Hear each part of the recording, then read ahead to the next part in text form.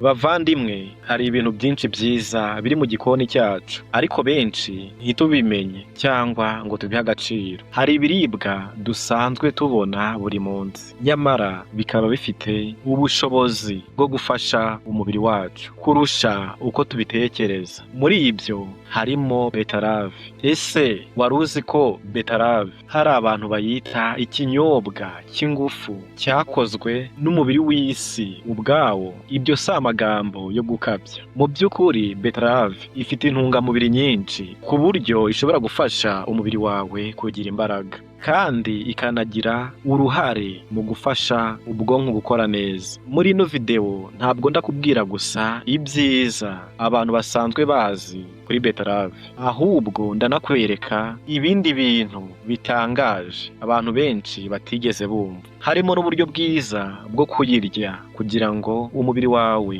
ubashe kubona inyungu zayo zose. Bityo rero ndagira ngo twicarane tuganire kuri kino kiribwa gitangaje cyane, tumenye impamvu abantu benshi batangiye kugikunda, ndetse n'impamvu nawe wakagombye kugishyira mu mafunguro yawe. Amateka ya beterave ntabwo yatangiye uyu munsi cyangwa mu myaka mike ishize, ahubwo imaze imyaka ibihumbi ikoreshwa n'abantu batandukanye kubera akamaro kayo. Mu bihe bya kera cyane, abasirikare b'Abaroma ari bo bari bafite ingabo zikomeye icyo gihe. Bajyaga barya beterave mbere yo kujya ku rugamba. Ntibayiryaga kubera ko yaryohaga gusa, ahubwo bayiryaga kubera ko bizeraga ko ibongerera imbaraga, ikabafasha kwihangana igihe kirekire batarushye kandi bagakomeza kurwana bafite ingufu. Bumvaga ko beterave ibafasha gukora byinshi badacitse intege. Icyo gihe byari ukwizera kwabo, ariko uko imyaka yagiye ishira, ubushakashatsi bwakozwe n'abahanga bwerekanye ko koko ibyo bizeraga byari bifite ishingiro. No muri iki gihe abakinnyi bakora siporo zitandukanye banywa umutobe wa beterave mbere yo gukora imyitozo cyangwa mbere y'amarushanwa kugira ngo bongere imbaraga no kwihangana. None se ni iki gituma beterave igira izo mbaraga? Muri beterave harimo ikintu cyitwa nitrate. Nitrate ni ikinyabutabire gisanzwe kiba muri zimwe mu mboga, kandi iyo kigeze mu mubiri gihinduka ikintu cyitwa nitric oxide. Nitric oxide ni ukuvuga ikintu gifasha imiyoboro y'amaraso kurushaho kwaguka no kuruhuka, ku buryo amaraso ashobora kunyuramo neza kandi nta nkomyi. Iyo amaraso atembera neza, umutima ntusaba gukora imbaraga nyinshi kugira ngo uyasunikire mu mubiri wose, bityo umutima ukora akazi kawo woroshye, ariko ugakomeza kugeza amaraso ahagije mu bice byose by'umubiri. Iyo amaraso agenda neza, umwuka mwiza umubiri ukoresha ari wo ogisijeni nawe ugera neza mu ngingo zose z'umubiri, bityo bigatuma ugira imbaraga nyinshi, ukihangana igihe kirekire utarushye, kandi bishobora no gufasha umuvuduko w'amaraso ugasubira ku rugero rwiza ku bantu bafite ibibazo by'umuvuduko w'amaraso uri hejuru. Niyo mpamvu abakinnyi benshi bakunda kunywa umutobe wa beterave mbere yo gukina cyangwa gukora imyitozo, kuko ubafasha gukoresha imbaraga nyinshi ntibahite bananirwa. Ariko si abakinnyi ba siporo bonyine bashobora kungukirwa na beterave. Niba ujya wumva umubiri wawe uhora unaniwe cyangwa ukaba ufite ikibazo cy'umuvuduko w'amaraso uri hejuru, kunywa umutobe wa beterave bishobora kuba uburyo bwiza bwo gufasha umubiri wawe mu buryo busanzwe. Si ukuvuga ko usimbura inama cyangwa imiti wahawe na muganga, ahubwo ni ikiribwa gishobora kuba kimwe mu bifasha umubiri gukora neza. Hari ikindi kintu cyiza cyane abantu benshi batazi, cya kintu twavuze gifasha amaraso gutembera neza, aricyo nitric oxide. Ntabwo gifasha umutima gusa, ahubwo gifasha n'ubwonko. Iyo amaraso ageze neza mu bwonko, ubwonko bubona umwuka n'intungamubiri bihagije, bigatuma bushobora gukora neza kurushaho. Ibyo bishobora gufasha kwibuka neza, gutekereza neza no kwibanda ku byo ukora igihe kirekire utarangaye. Niyo mpamvu hari abantu bavuga ko beterave ari kimwe mu biribwa bifasha ubwonko gukora neza. Mu by'ukuri beterave ni kimwe mu biribwa bifite intungamubiri nyinshi cyane. Ushobora no kuyita ikiribwa gifasha umubiri mu buryo bwinshi icyarimwe. Ngiye nsobanura buri nyungu yayo yose mu magambo arambuye. Ino video ishobora kumara isaha yose cyangwa ikarenga, kandi bishoboka ko bamwe mwarambirwa. Niyo mpamvu ngiye kubabwira iby'ingenzi cyane kugira ngo umenye impamvu beterave ikwiye kujya igaragara mu mafunguro yawe. Icya mbere, beterave ifasha kongera imbaraga no gutuma umubiri ushobora gukora igihe kirekire utarushye. Niba rero ukora imyitozo ngororamubiri, ukora akazi gasaba imbaraga, cyangwa ukunda siporo, beterave ishobora kugufasha. Ubushakashatsi bwinshi bwagaragaje ko kunywa umutobe wa beterave mbere yo gukora imyitozo bishobora gutuma umuntu akomeza gukora igihe kirekire adacika intege. Niba ushaka kubigerageza, ushobora kunywa ikirahuri kimwe cy'umutobe wa beterave mbere yo gukora imyitozo, hanyuma ukirebera ubwawe niba hari impinduka wumva mu mubiri wawe. Hari n'abagabo bafite ikibazo cyo kudashobora kugira ubushobozi buhagije mu mibonano mpuzabitsina. Ikibazo abantu benshi bakunda guhura nacyo. Bisobanura ko umugabo ashobora kugira ikibazo cyo kutabasha kugira ubushobozi bukenewe cyangwa kubukomeza igihe gihagije. Kuba amaraso agenda neza mu mubiri ni kimwe mu bifasha icyo gice cy'umubiri gukora neza. Bityo na beterave ishobora kugira uruhare mu gufasha kubera uburyo ifasha amaraso gutembera neza. Reka rero dukomeze n'indi nyungu ikomeye ya beterave. Ni uko ishobora rero gufasha umubiri kugenzura umuvuduko w'amaraso, ariwo bamwe bita blood pressure cyangwa se BP. Iri jambo risobanura uburyo amaraso asunikwa agenda mu mitsi y'umubiri. Nk'uko nabibabwiye mbere, muri beterave harimo cya kinyabutabire cyitwa nitrate. Iyo kigeze mu mubiri gihinduka nitric oxide, aricyo gifasha imiyoboro y'amaraso kwaguka no kuruhuka. Iyo rero imiyoboro y'amaraso yagutse, amaraso ayinyuramo neza, kandi umutima ntukore imbaraga nyinshi kugira ngo uyasunikire mu mubiri wose. Ibyo bituma umuvuduko w'amaraso ushobora kugabanuka ku bantu bawufite uri hejuru. Ariko hari ikindi kintu abantu bamwe bakunze kwibeshyaho. Hari abumva ko niba beterave ifasha kugabanya umuvuduko w'amaraso, umuntu ufite umuvuduko w'amaraso usanzwe cyangwa uri hasi atagomba kuyirya. Oya, siko bimeze. Beterave ni ikiribwa cyiza ku bantu benshi. Gusa abantu bafite ikibazo cy'umuvuduko w'amaraso uri hejuru nibo bashobora kubona inyungu zayo kurushaho muri urwo rwego. Ntabwo ari umuti usimbura uwo muganga yakwandikiye, ahubwo ni ikiribwa gishobora gufasha umubiri wawe gukora neza igihe ugifatanije n'imibereho myiza n'inama za muganga. Indi nyungu ikomeye cyane ni uko beterave ifasha ubwonko gukora neza. Iyo amaraso atembera neza agera mu bwonko, ubwonko bubona umwuka n'intungamubiri bihagije. Ibyo bishobora gutuma kwibuka birushaho kuba byiza, ubushobozi bwo gutekereza bukiyongera, kandi ukabasha kwibanda ku byo ukora igihe kirekire. Niba ukora akazi gasaba gutekereza cyane, uri umunyeshuri cyangwa ushaka gusa ko ubwonko bwawe bukomeza gukora neza, kurya beterave bishobora kuba kimwe mu bintu byagufasha. Beterave ifasha kandi umwijima. Umwijima ni urugingo rukora akazi gakomeye cyane ko kweza umubiri no gukuramo ibintu byawangiza. Hari abantu bavuga ko beterave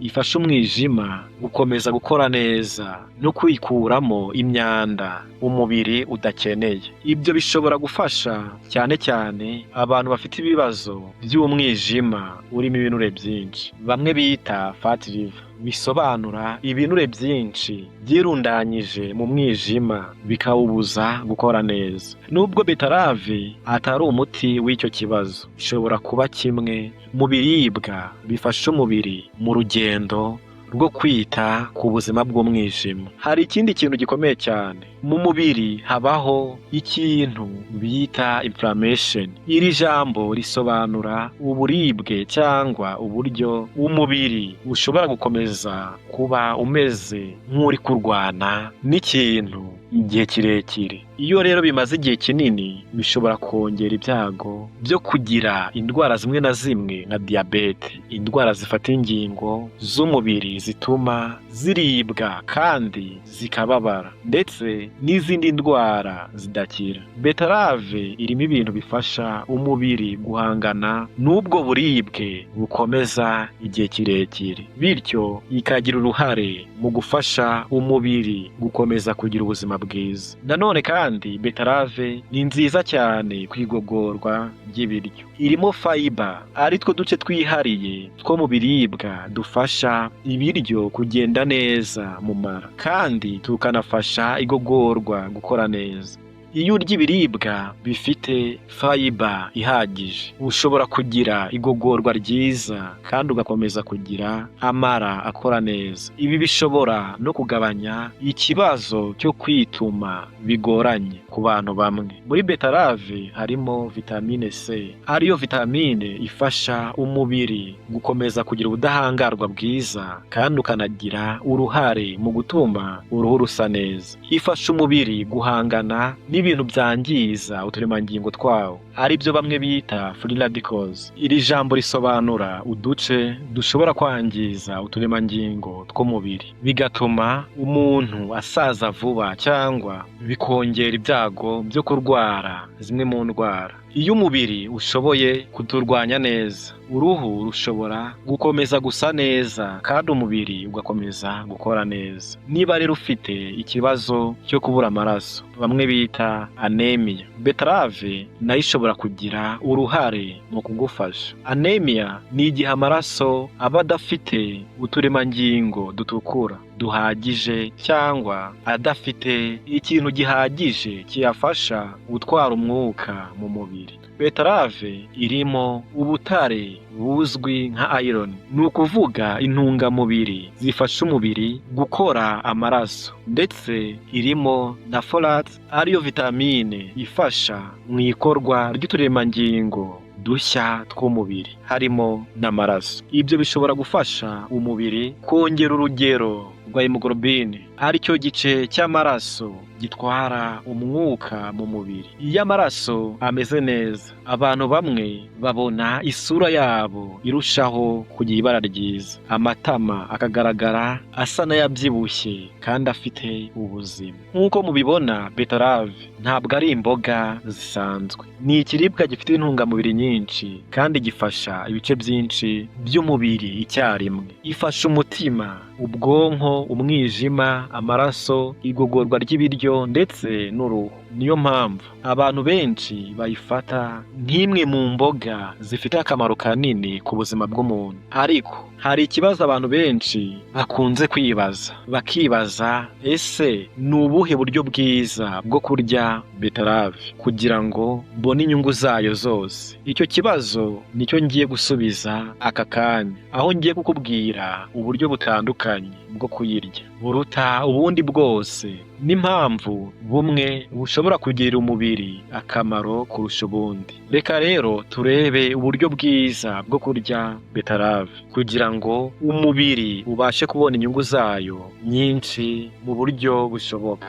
Uburyo bwa mbere ni ukwinywera umutobe wa beterave. Mu by'ukuri akenshi mba nkunda gusaba abantu kurya imbuto n'imboga uko ziri aho kuzihindura umutobe, kuko iyo uziriye uko ziri ubona n'uduce dufasha igogorwa twitwa fibre, ni ukuvuga uduce dufasha amara gukora neza. Ariko ku bijyanye na beterave, umutobe wayo nawo ni uburyo bwiza cyane bwo kuyikoresha, kuko uba urimo intungamubiri nyinshi kandi umubiri ukazifata vuba. Niba ushaka ko uwo mutobe urushaho kugira intungamubiri nyinshi, ushobora kongeramo karoti kubera ko nayo irimo vitamine nyinshi zifasha amaraso n'uruhu. Ushobora kandi kongeramo tangawizi, aricyo kirungo gifasha igogorwa kandi kigatuma umutobe urushaho kuryoha. Hari n'abongeramo izindi imbuto zizwiho kugira vitamine C nyinshi cyane, kubera ko vitamine C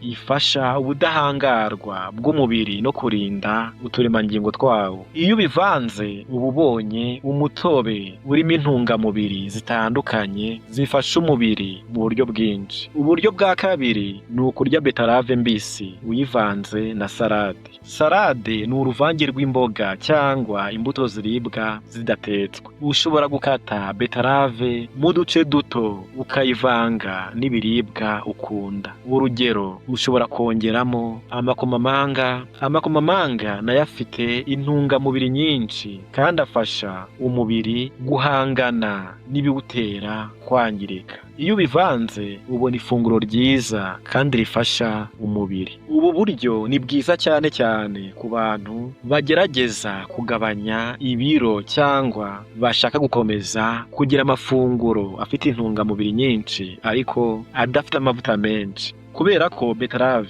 irimo fiber nyinshi, ishobora gutuma uhaga igihe kirekire, bityo bikagufasha kutarya kenshi ibintu bitari ngombwa. Hari ubundi buryo bwo kurya beterave, ari bwo kuyiteka nk'uko duteka izindi mboga. Nubwo abantu benshi bayikunda itetse, iyo ushyize imboga ku muriro igihe kirekire, hari zimwe mu ntungamubiri zazo zishobora kugabanuka kubera ubushyuhe bwinshi. Niyo mpamvu niba intego yawe ari ukubona inyungu nyinshi z'ubuzima zishoboka, kurya beterave mbisi cyangwa se kunywa umutobe wayo bikunze kuba ari byo byiza kurusha kuyiteka igihe kirekire. Icyakora niba kuyiteka ari bwo buryo ushobora kuyiryamo, nabwo iracyafite intungamubiri nyinshi kandi iracyafasha umubiri. Ariko akamaro ka beterave nikagarukira ku buzima bw'imbere mu mubiri gusa. Hari n'uburyo ishobora kugufasha ku ruhu no ku bwiza bw'inyuma. Mu mutobe wa beterave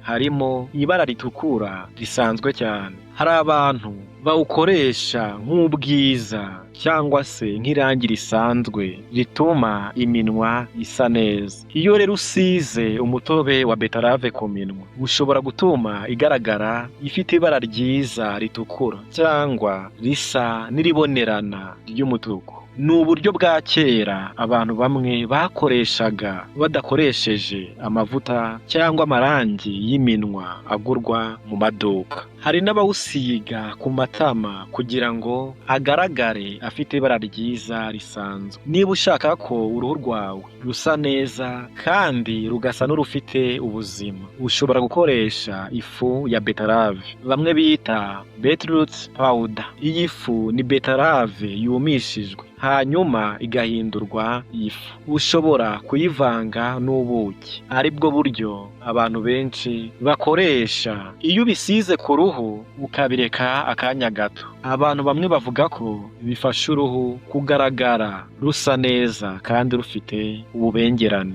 Niba udafite ifu ya beterave ntugire ikibazo, ushobora no gukoresha umutobe wa beterave mushya ukawuvanga n'ubuki hanyuma ukabisiga mu maso. Nabwo ni bumwe mu buryo abantu benshi bakoresha mu rugo. Hari n'abahitamo kugura iyo fu ya beterave mu maduka cyangwa ku mbuga zigurishirizwaho ibintu kuri interineti. Ariko rero niba ufite beterave nshya ushobora kuyikoresha nta kibazo.